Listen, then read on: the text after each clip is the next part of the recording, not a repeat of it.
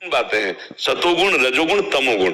अब हमको भजन करने के लिए सात्विक वृत्ति चाहिए, निर्मल मति चाहिए, तो हमको रजोगुणी या तमोगुणी आहार त्यागना पड़ेगा। बस बात इतनी है, रजोगुणी तमोगुणी। अच्छा, वही जगह आलू होती है, वही जगह प्याज होता है, वही जगह मतलब गाजर होती है, वही जगह लहसुन होता है। खेती में अपने लोग किसान के तो सब देखा है, ये खेत है आलू का, ये खेत है प्याज लहसुन का, ऐसे खूब खेती होती है, बिल्कुल पवित्र भूमि में होती है।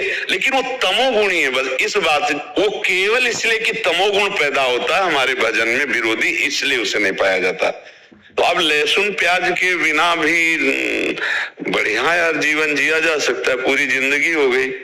तो अब ये कि जवान को जैसा आप स्वाद दे। अच्छा, तम्बाकू में कौन सा स्वाद है? जो नहीं खाते उनको पवा दो, उल्टी हो जाएगी, नहीं हो जाएगी? और वो बड़े स्वाद से आराम से रखे रहते और बातें करते रहते। तो भाई देखो, स्वाद अगर पकड़ लिया प्याज लहसुन का तो फिर कैसे बनेगा? बहुत से लोग ऐसे हैं जो भ्रम में फंस करके अपने जीवन को नष्ट कर रहे हैं।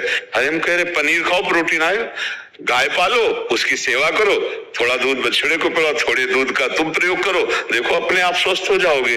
अब सेवा करनी नहीं हो, ऐसे कह दो कि अंडे से प्रोटीन, कौन प्रोटीन वाला कितनी दिन बलवान बना रहेगा? शरीर तो नाशवान है, अपराध तो बन ही रहा है, जीव तो उसमें है ही है, चैतन्य तो है ही है।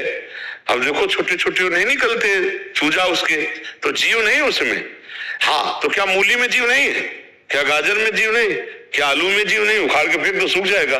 पर जीवे जीव हार, जीव बिना जीवे नहीं, जो जिसके लिए निर्धारित कर दिया गया है। हम मनुष्य हैं, हमारे लिए निर्धारित किया गया सब्जी फल फ्रूट अन्न विविध प्रकार के। राक्षसों के लिए वो राक्षसी भोजन है, हिंसक पशुओं के लिए वो भोजन, अपने लिए नहीं। तो अपने जब भगवत मार्ग में चल रहे हैं तो अपने को बचना चाहिए, समझाना चाहिए, पत्नी को समझाना चाहिए। और ना समझे तो फिर जहां तक हो, अगर नियमावली ले लो कि आप बनाओ सब्जी खाओ, हम सब्जी नहीं पाएंगे, हम नमक रोटी खाएंगे, भगवान का भजन करना, हम नमक रोटी खा के पूरी मेहनत, अभी सब ठीक हो जाएंगे। जब हम फिसल जाएंगे निष्ठा में तो सब फिसल जाएंगे। नहीं, हम नहीं पा सकते। हम नमक रोटी पा लेंगे, दही रोटी पा लेंगे, दूध रोटी पा लेंगे, लेकिन जिसमें प्याज पड़ा है, लहसुन पड़ा है, तो अलग बना के देने को तैयार है, तुम्हारे लिए अलग बना तो बढ़िया, फिर क्या अलग बनाओ खाओ, बढ़िया है भोजन।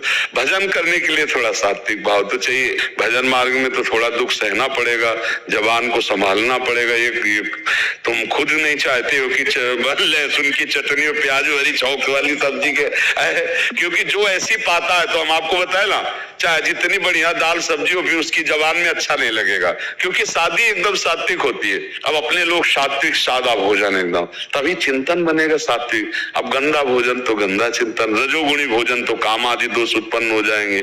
हम जैसा खाते हैं अन्न वैसा हमारा मन बनता है। तो कोशिश करो, जैसे विद्यार्थी हैं, नौकरी पेशा वाले हैं, हम उनको ज्यादा इस बात पर जोर नहीं देते कि आप प्याज लहसुन मत खाइए।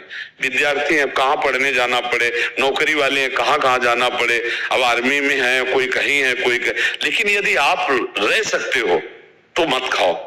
प्याज लहसुन खाना पाप नहीं है, पर दोष है, तमोगुणी है। उस तमोगुणी वस्तु का त्याग करके भजन में बढ़ा जाता है। अब नौजवान जैसे नौकरी पेशा वाले, उनको ये शिक्षा दो तो घूमते ही रहेंगे, भोजन ही नहीं मिलेगा। प्राय हर जगह जहां भी किचन है वहां ये आजकल सब पड़ता है। तो इसलिए बढ़िया इतना ही है कि मांसवादी ना खाएं तो बहुत बढ़िया है, लेकिन जिनकी सुविधा है कि वो बिना खाए चल सकता है तो फिर चला लेना चाहिए।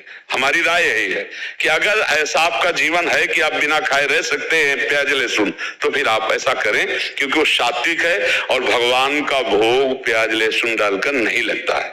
और बिना भगवान का भोग लगाए हम वैष्णव जन कैसे पावे? इसलिए जो भगवान के भोग में नहीं, तो उसका हम जीवन